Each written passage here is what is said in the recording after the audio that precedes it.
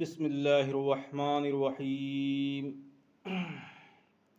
تیمم کرنے کا طریقہ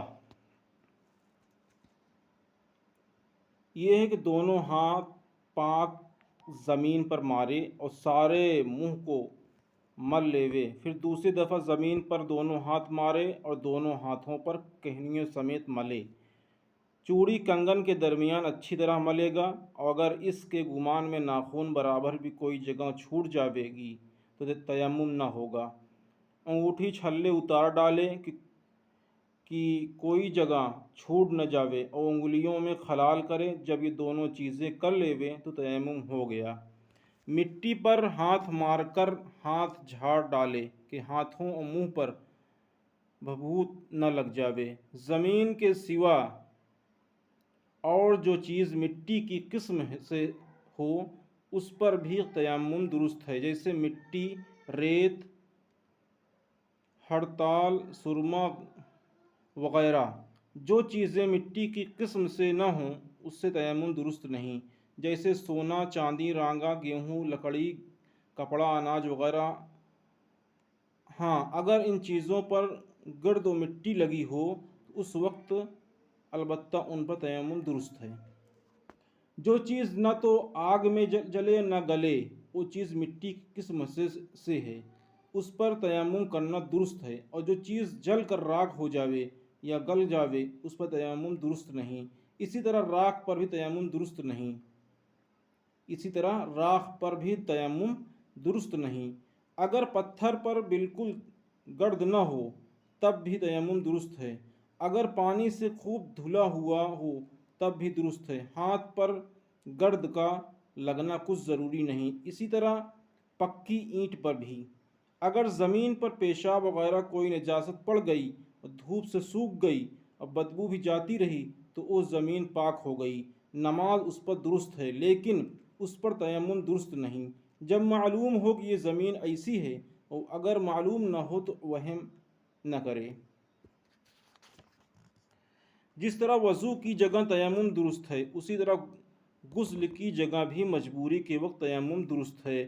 تیمم کرتے وقت دل میں اتنا ارادہ کرے کہ میں پاک ہونے یا نماز پڑھنے کے لیے تیمم کرتا ہوں تو تیمم ہو جاوے گا، ورنہ نہ ہوگا، کیونکہ تیمم میں نیت کرنا ضروری ہے، اور یہ ارادہ کرنا کہ میں وضو کا تیمم کرتا ہوں یا غسل کا یہ ضروری نہیں، اور دونوں کا تیمم ایک ہی طرح کیا جاتا ہے، کوئی فرق نہیں۔ کسی کو نہانے کی بھی ضرورت ہے اور وضو بھی نہیں ہے تو ایک ہی تیمم کرے، دونوں کے لیے الگ الگ تیمم کرنے کی ضرورت نہیں۔ کسی نے تیمم کر کے نماز پڑھ لی اور پھر پانی مل گیا تو نماز کا دہرانا واجب نہیں، وہی نماز تیمم سے درست ہو گئی۔ اگر پانی 1 میل شرعی سے دور نہیں لیکن وقت بہت تنگ ہے کہ پانی لینے کی جاوے تو وقت جاتا رہے گا تو بھی تیمم درست نہیں، پانی لاوے اور قضا پڑھے۔ پانی ہوتے وقت قرآن مجید کے چھونے کے لیے تیمم درست نہیں۔ پانی ہوتے وقت قرآن مجید کو چھونے کے لیے تیمم درست نہیں۔ اگر آگے چل کر پانی ملنے کی امید ہو تو بہتر ہے کہ اول وقت نماز نہ پڑھے بلکہ پانی کا انتظار کرے، اتنی دیر نہ لگاوے کہ وقت مقروء ہو جائے، اور اگر پانی کا انتظار نہ کیا، اول ہی وقت نماز پڑھ لی تب بھی درست ہے۔ جتنی چیزوں سے وضو ٹوٹ جاتا ہے ان سے تیمم بھی ٹوٹ جاتا ہے، اور پانی مل جانے سے بھی تیمم ٹوٹ جاتا ہے۔